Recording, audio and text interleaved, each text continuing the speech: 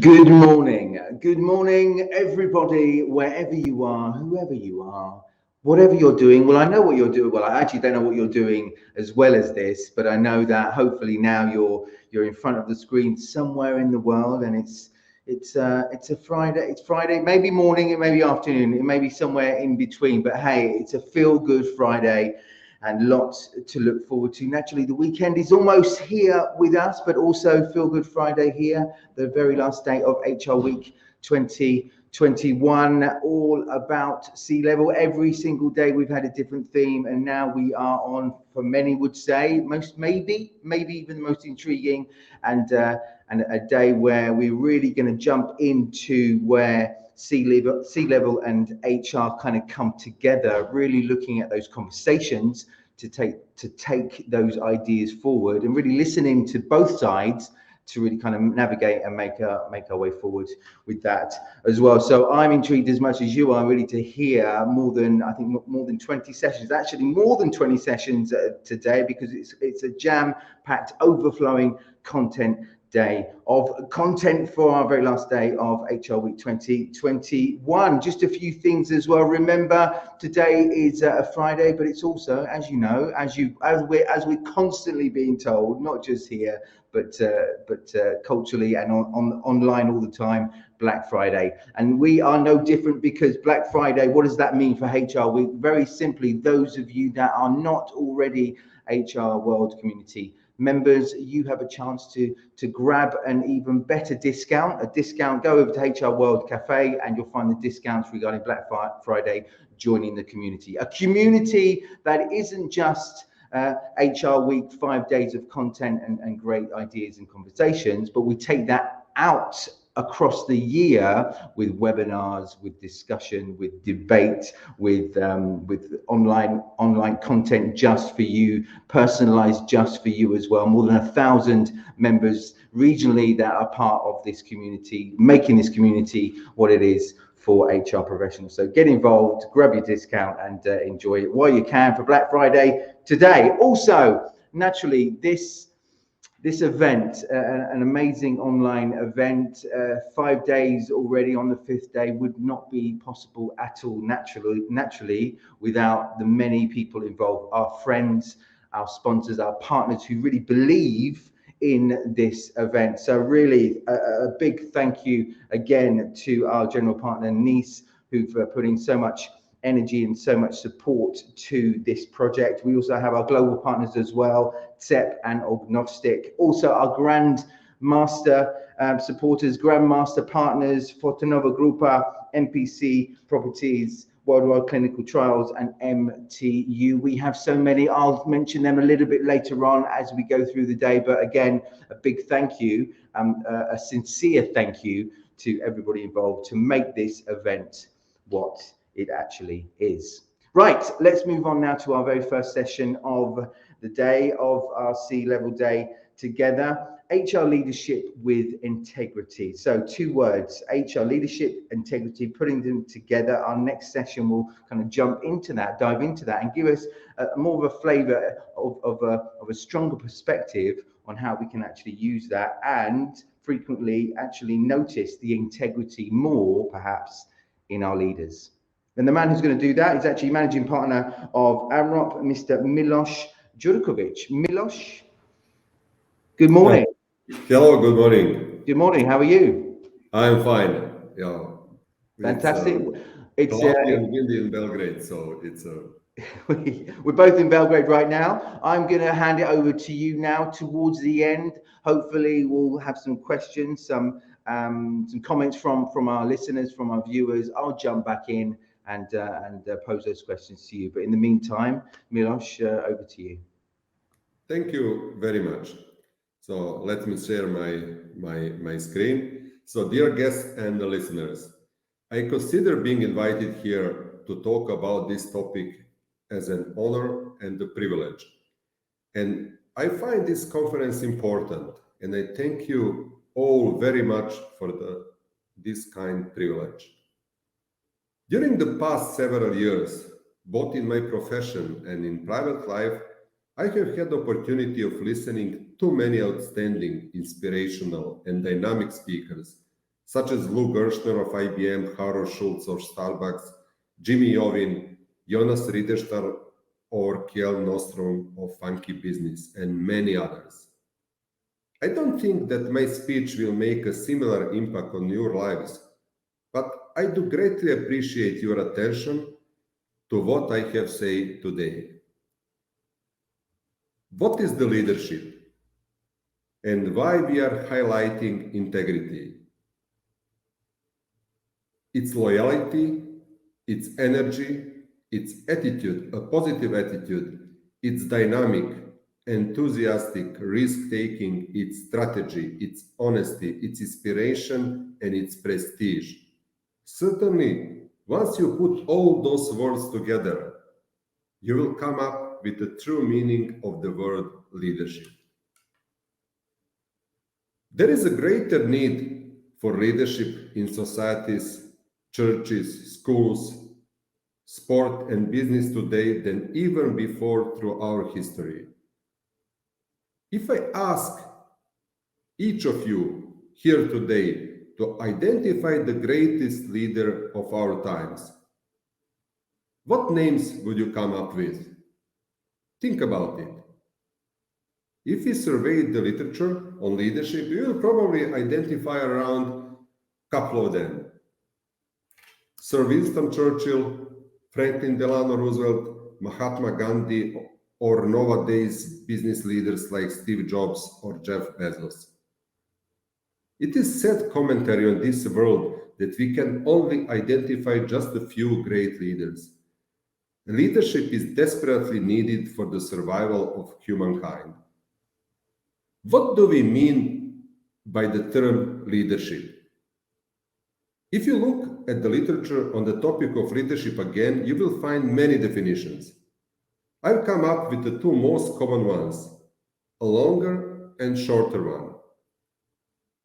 Leadership is the exploitation of every opportunity to take people forward towards the common goals. Although known by all, often grows dim or get lost in the challenges and the problems of our day-to-day operation.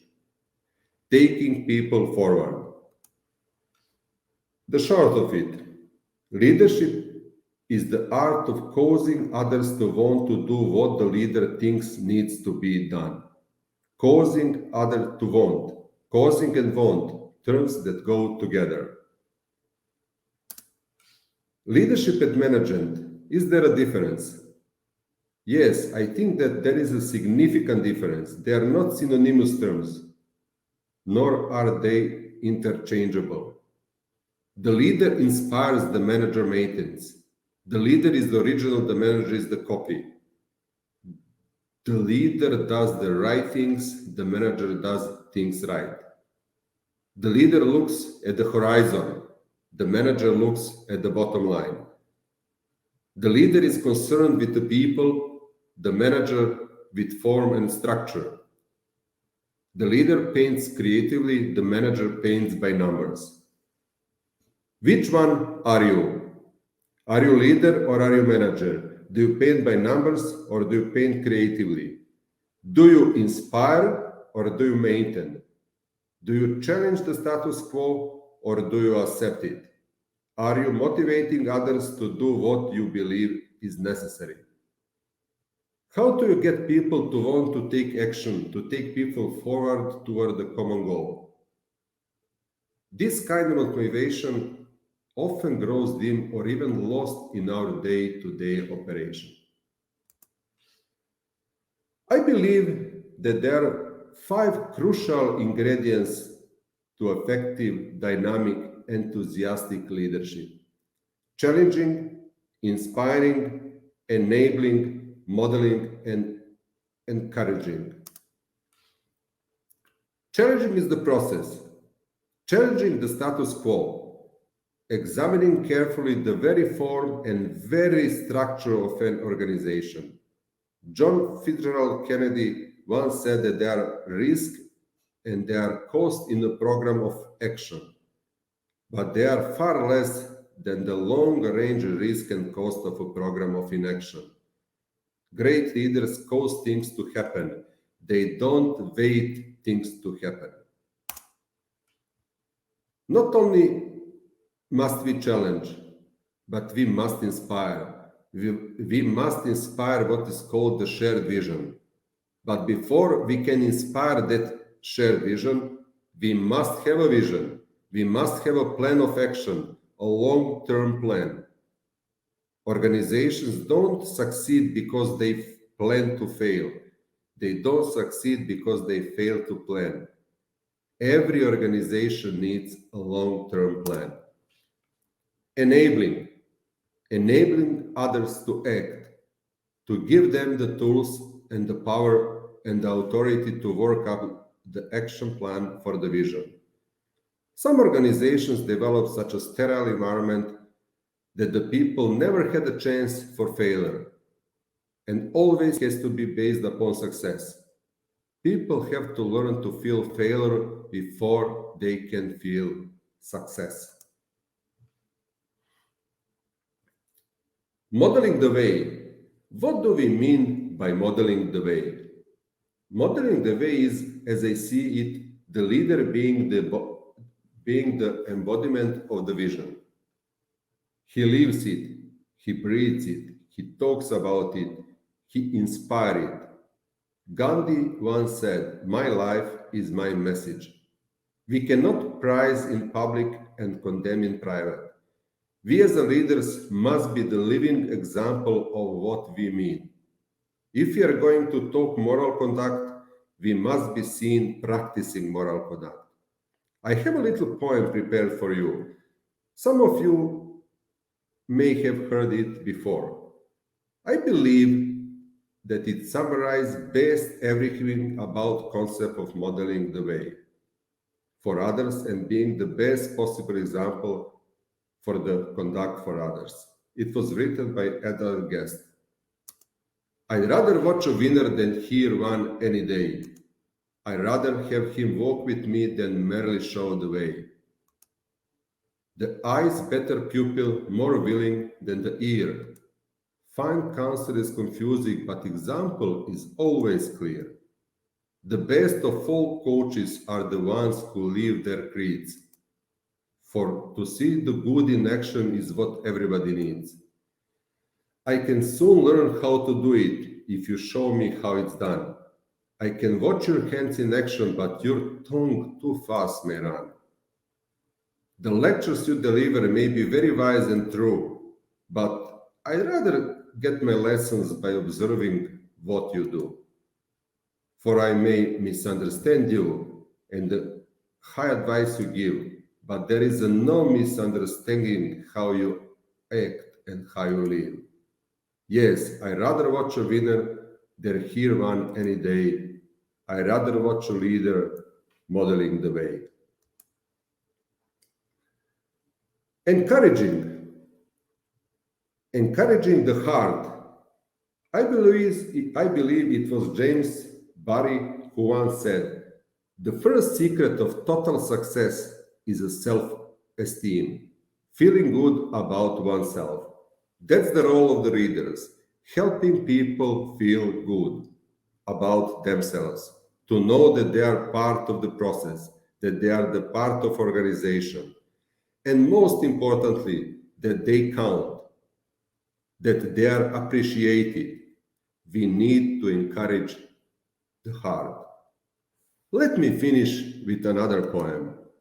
If you have a tender message or loving words to say, don't wait until you forget it. Just whisper it today.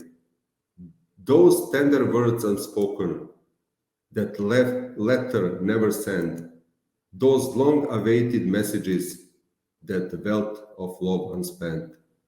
For this some hearts are breaking, for this some loved ones wait, so give them what they are needing before it's too late. Give them that encouragement, make them feel that their effort as well as themselves matter before it's too late. Thank you very much for your time and patience.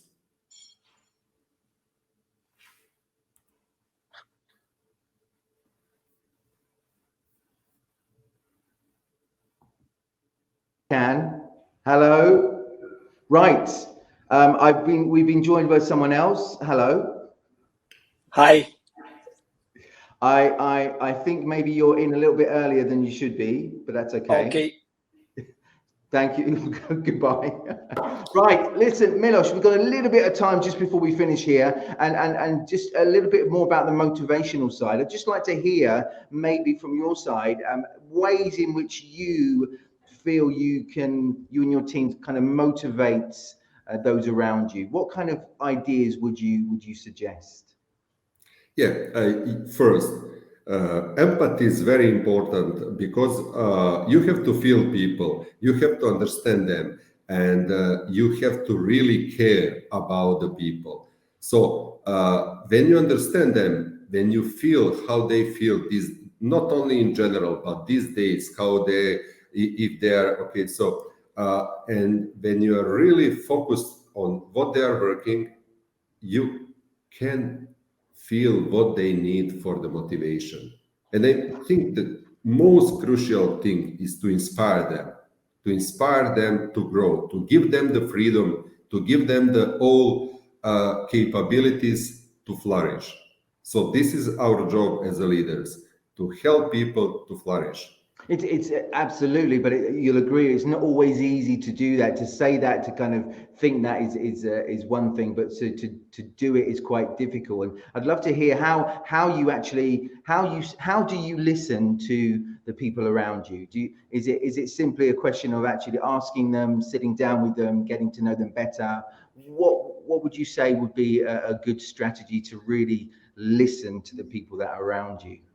It's the best way is to be the part of them. So I was majority of my career I was sitting in one open space together with the people, so that you can feel the atmosphere, that you can feel and be the part of them. So it's very important not to interfere in every matter, and because you don't want to be micromanager, but you have to be the part of the team to really feel the atmosphere, to feel what they need, and to live, to breathe with them. And when they feel that you care, when they feel that you are really interesting about them, not just that you are asking, okay, how are you, these questions by default. So when they really feel that you care, that's the very important,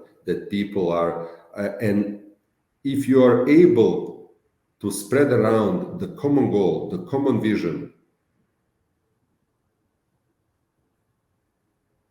they are following you. And I can imagine that moves on to a level of trust. So when they feel that you care, they feel you're listening to them naturally. There's this common level of this common playing field where you feel that connection, and then I imagine the trust goes up as well. Yeah. Yeah, trust. I have my saying is that we need this trust, respect, and commitment.